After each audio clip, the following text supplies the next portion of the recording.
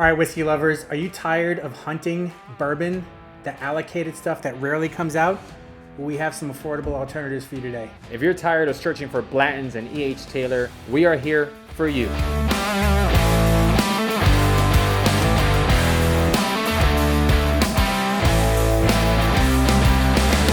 I don't know about you, but when I first started getting into whiskey and bourbon, I had a hard time finding bottles like Blanton's, Eagle Rare, E.H. Taylor, and it gets exhausting after a while trying to hunt these down. And the reality is that they're good, they're possibly even great, but the fact that you have to search so much for them makes you kind of just tired of it. Nothing is worth paying secondary market prices for and searching all over the place and lining up for hours to try to see if you get lucky and you get a bottle. We are here to find you alternative options for these whiskeys. And so what we did in this video, our methodology, is we took a look at some of those hard to find bottles, what their mash bills were, what their proofs were, what their ages were. And we tried to find bourbons that were almost exactly, if not exactly the same. So before you guys start commenting, oh, this doesn't taste like that, whatever, this was based on science. It's science. And granted, these bottles are not gonna be exactly the same. They're not gonna taste the same. You can't compare Old Van Winkle, for example, to some of the, $30 bottle, right? But it could be close enough, or at the very least, if you haven't had a taste of a Blanton's, for example, you could at least try our alternative and get a sense of what it is that Blanton's is like. Well, since we mentioned it enough times already, I guess we should start with Blanton's. Might as well. Blanton's is an incredibly hard to get bottle. It's from Buffalo Trace. A lot of the Buffalo Trace ones, and you're gonna see that today, are very, very hard to get. But we do have Blanton's here. Yeah. We don't have all of them. It's very hard to get some of these bottles, but we got Blanton's, so we're gonna try Blanton's side by side with the alternative pick. Yeah, they used Buffalo Trace mash bill number 2, which is widely believed to be 75% corn, 10 to 13% rye, and the rest malted barley. So that's the mash bill that makes up Blanton's. So here's the kicker. The MSRP for a Blanton's is only like $60. It's not incredibly expensive. The problem is that you can never get it MSRP. Never. It's super hard to find. So if you're lucky, you're gonna get it on the secondary market for about $150, $200. If you're lucky, Right. They're usually more than that. So it's not worth paying $200 for Blanton's. As No. great as it is, no offense to Buffalo Trace and to Mr. Blanton, but this to me is delicious.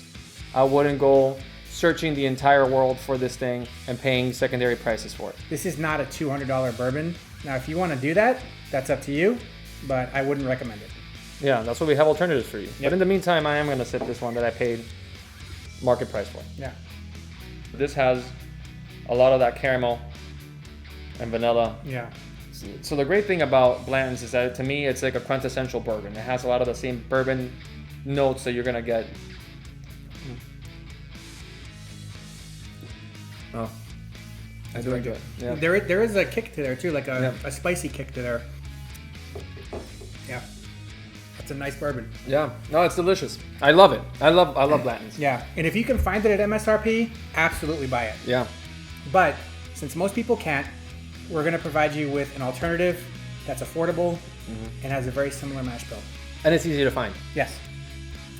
And that alternative is Henry McKenna Single Barrel. How many of you saw that coming? This Henry McKenna has oakier notes than the Blanton's. So it's a little different, but it does have a lot of vanilla and caramel notes. Yes. Which are very, very comparable to the Blanton's. So it also has a little bit more rye for a bourbon, which gives it some of that kick and that spice that you are going to get from the Blanton's. Yes. So there are a lot of similarities there. Yep. It's a slightly higher proof. It's bottled in bond, so it comes in at 100 proof. But it's also a single barrel, just like Blanton's is. And this one's aged just slightly longer. Blanton's on average is 6 to 8 years, somewhere in that range. This one is a 10-year. I bet you didn't see that coming. That Henry McKenna is actually aged longer than Blanton's.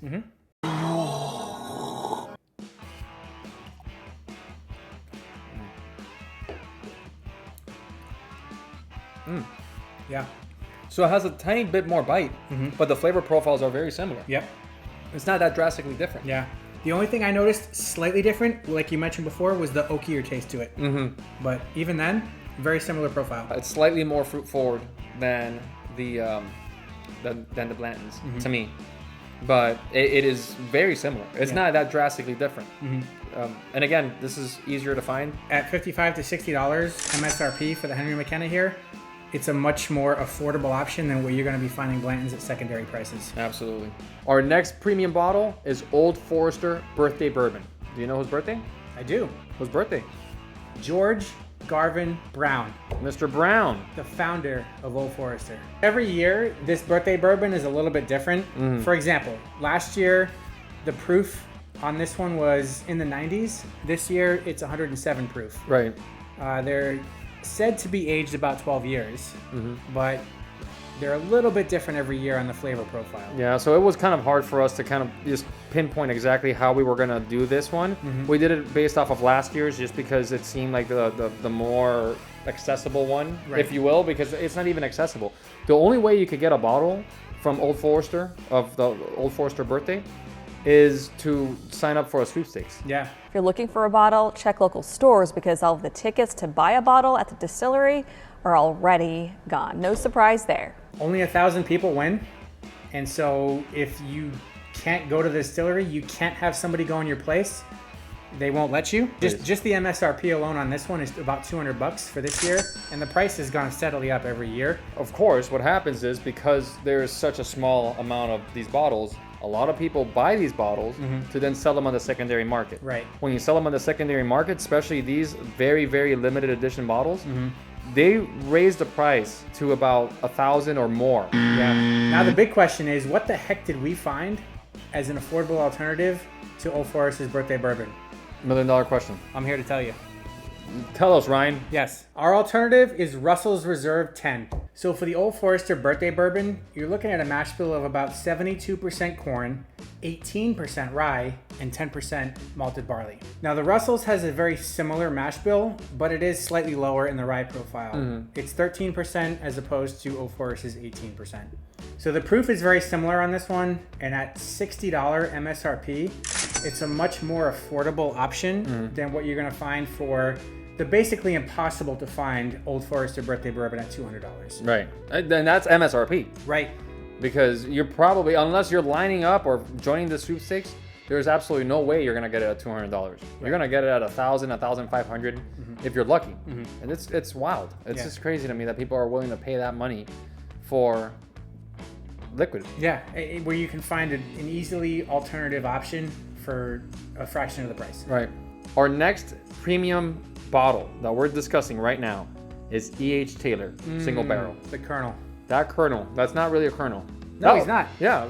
Fun fact, we covered E.H. Taylor on our very first YouTube video. Yes. That was how we got into this in the first place. Yeah, exactly. We were So- 12 years old at that point. Wow. Yeah. Yeah. Yeah. Drinking whiskey. Yep. When this video ends, you guys need to go back to our very first video ever where we reviewed a bottle of E.H. Taylor. Yeah. And see how we've adapted and how we've evolved. We've changed. Life has changed. So when we were talking about Blanton's before, we were talking about their mash bill, which they used the Buffalo Trace mash bill number 2. E.H. Taylor uses Buffalo Trace mash bill number 1, which is a lower rye profile. We actually have a brand new bottle of E.H. Taylor that we're about to open just for you. And we're going to try it live here so we could let you know how are we comparing it to our less premium option. Yep. Oh, that E.H. Taylor, man. So that's the thing. I mean, they're premium bottles, but you know, I mean, these are good. It's not like you're drinking crap. Like, this is good stuff. Yeah, I mean, like we said, if you can get your hands on this at MSRP, absolutely go for it. It's just most people can't. And Right. that's why we're presenting other options for you. That's why we're making this video right here for you. Yep. So yeah, after having just tasted the Blanton's a few minutes ago, this one definitely doesn't have as much of a spice kick as what you'd find in the Blanton's. Right. It's very smooth. So I could taste a little bit more of the higher proof on this one. So to me, it does have a little bit more of that kick. Yep. I'm getting kind of a creamy finish on this one. It is very velvety. It's a very well made bourbon for sure. Yeah. So our alternative option to the premium bottle is John J. Bowman. Now John J. Bowman is also now becoming popular and a little bit hard to find. Yeah. But if you could find it, this is easier to find than E.H. Taylor for sure. Much. Yeah. And the MSRP of the John J. Bowman single barrel is $50. So even though the E.H. Taylor is about the same price, because it's hard to find, you're normally paying secondary market prices for it. Yeah. So Which can be double or triple. right. So you're looking at upwards of 100 or 150 for E.H. Taylor. And even though this comes out of Virginia, it is rumored to have the same exact mash bill, the Buffalo Trace #1. So we're looking at the same breakdown of 75% corn, 10% rye, 15% malted barley. Right. So the mash bills are exactly the same. The proofs are exactly the same because the E.H. Taylor comes in at 100 and this also comes in at 100. The only difference that I can tell is that E.H. Taylor is typically aged 6 to 8 years roughly, and this one is aged for about 10 years. Look at that. So this one's aged even longer. Yep. Which theoretically should make it a superior bourbon, even though it's not as hard to find as E.H. Taylor. Right. So a lot of the times it's all about the name. And Buffalo Trace, which owns E.H. Taylor, is the most popular bourbon available, right? And I mean, people line up to get bottles at the distillery. So now that we have the flavor of E.H. Taylor in our mouths, let's see how they... That's so much Why would you say that? That's so much worse than what I meant. Now it's time to try John J. Bowman. Let's see what he tastes like. That's what she said? So to me, the nose is not that drastically different. No, it's very Right? similar. Yeah, I mean, if I had Very a blind similar. test, at the very least on the nose, Yep. it- That it- would to be me- hard to discern. Yeah. Yeah. Yeah, that's very similar. Right? Yeah.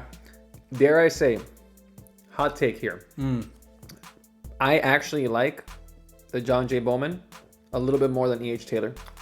I'm going to have to agree with you. Do you? Yeah. To me, this one has a little bit more complexity and it's a little smoother. Yeah. That's what I found too. It was actually smoother than the H. Taylor. So our next premium bottle that we're going to cover, George T. Stagg. The Staginator. The Stagginator. We all know how hard it is to get that little bottle right there. Yeah. That's a bitch. George T. Stagg supposedly has the same mash bill as E.H. Taylor, which is 75% corn, 10% rye, 15% malted barley. The big difference here is that it's aged for 15 years. Right. So it's aged for a long time, and it's a much higher proof. It is. Usually comes between 120 and 140 proof. Right. So it's a much bigger kick.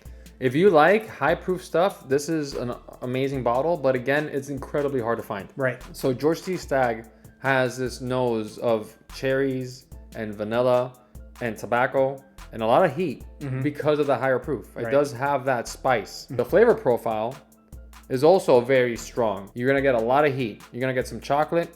You're gonna get some of that spice. You're gonna get some sweet notes. But all in all, it's a very high proofed, very bold bourbon. Right. Yeah. And again, it's hard to find. So we wanted to present you with a much easier to find alternative with a very similar taste profile. We got the Elijah Craig Barrel Proof. The Elijah Craig Barrel Proof is a very similar mash bill to George T. Stagg. It's got 10% rye, just like the George T. Stagg. This one has a slightly higher amount of corn at 78 as opposed to 75. And it's got a slightly lower amount of malted barley at 12 as opposed to 15, but they're very similar.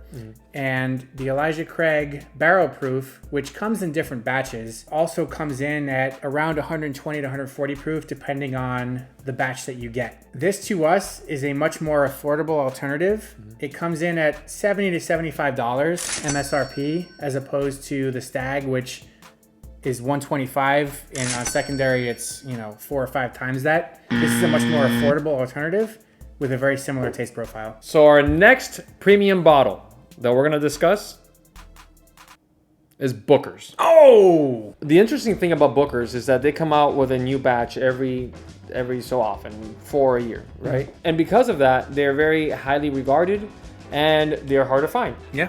They're probably not as hard to find as a Blanton's or an E.H. Taylor. You can find Booker's, but every year you're seeing it disappear from the shelves a little faster and faster. Yeah, you do see Booker's on the shelf a little bit more often than you see some of these other ones, but you typically see them at the secondary price.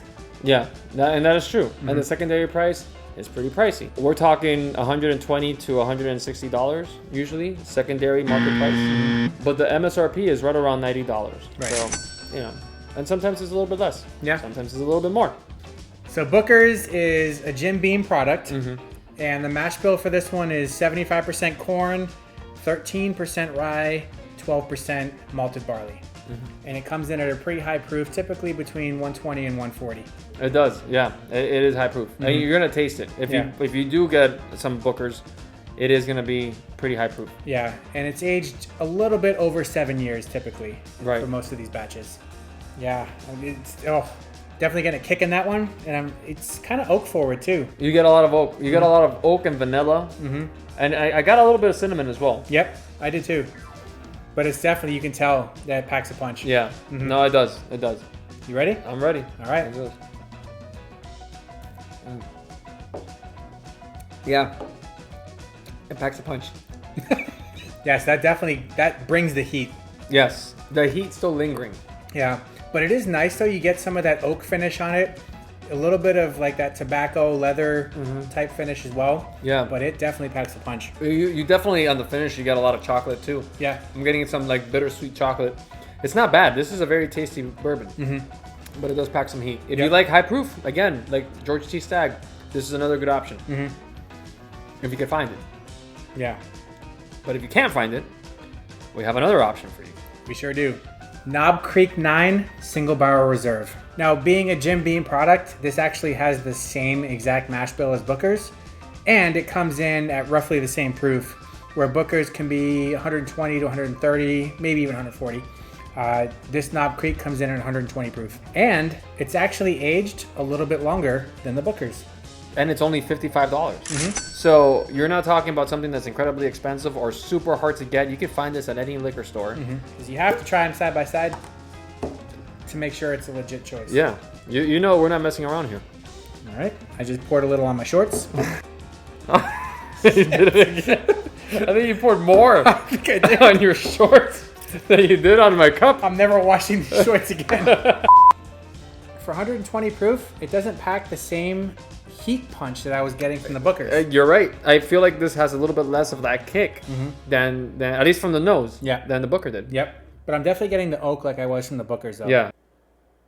This does not have the same kick that Booker's does. No. Same flavor profile Yep. to me, Yeah. but not the same kick. Right? I actually enjoyed this one a little bit more than the Booker's. I did too. And that may have to do with the fact that it was aged a little bit longer. This one is a 9 year as opposed to the Booker's, which is closer to 7. But yeah, very similar tastes, but not as much of a punch in the face as the Booker's is. No. For our final premium option that we have in store for you is Old Rip Van Winkle H10. Yes. Solid last option. Solid last option. And here's the thing. We did not cover Pappy. I'm sure that you guys are aware of Pappy Van Winkle, and I know you want to know all about it. We're going to have a separate video discussing a bunch of different options and alternatives that you could have for Pappy Van Winkle. So you're not paying thousands of dollars for a Pappy. Right. Yeah. But for now, we're going to cover Old Rip Van Winkle and its alternative. And it's alternative. I can't speak. It's alternative. Alternative. Alternative. You say it. And it's alternative. That sounds so forced. And also, it's alternative. So obviously, we all know Old Rip Van Winkle. It is a quintessential bourbon. It has a little bit of a bite as well. It does. It has a bite. And it's also a wheated bourbon. Right. So the mash bill for Old Rip Van Winkle is 70% corn, 16 to 18% wheat, and 12 to 14% malted barley. And it also comes in at 107 proof. So we have a very good alternative for you. Our alternative is Maker's Mark Cask Strength. According to Pappy Van Winkle's own granddaughter, who wrote a book about this, she mentioned that Pappy, good old Pappy, Okay. gave his recipe to Bill Samuels Sr. Really? Yes. The recipe, the yeast that was used, everything, all his secrets, gave it to Bill Samuels Sr. What? For those that don't know who Bill Samuels Sr. is, he is the creator of Maker's Mark. Wow. Yeah. That's a So- wild story. So Maker's Mark has been using, or at least has had access to Pappy Van Winkle's own recipe, including the yeast, because the yeast is very, very important in the flavor profile that you get, believe it or not. Yep. So the MSRP for this Maker's Mark cask strength is about $50, which is 10 to 20 times less than what you'd find the Old Rip Van Winkle on secondary market prices. Absolutely. And for a similar taste profile, this is a no-brainer for us. Yeah, you don't have to wait in line to get this. You don't have to go searching the internet for this bottle. You can find it right there at your local liquor store. So if you're looking for an affordable alternative to Rip Van Winkle 10, look no further than Maker's Mark Cask Strength. Old Rip Van Winkle is known for its smoothness and its taste, right? So you're not gonna get the exact same thing, but you're gonna get close. Definitely a lot closer than you should for something that is easier to find and a lot cheaper. So what do you think about our choices, not only for this one, but for everyone that we've covered tonight? We'd love to hear your alternate choices for the premium bottles. And if there's any that we didn't cover, let us know and we'll do that in a future video. Yeah, well, I mean, this is a conversation starter Yeah. for sure, because everybody has a different opinion. Right. Please like, share, and subscribe. Let your friends know that we're here. We hope you enjoyed this video as far as finding out some of the more affordable alternatives to some of these hard to find bourbons. Until next time, Cheers. cheers.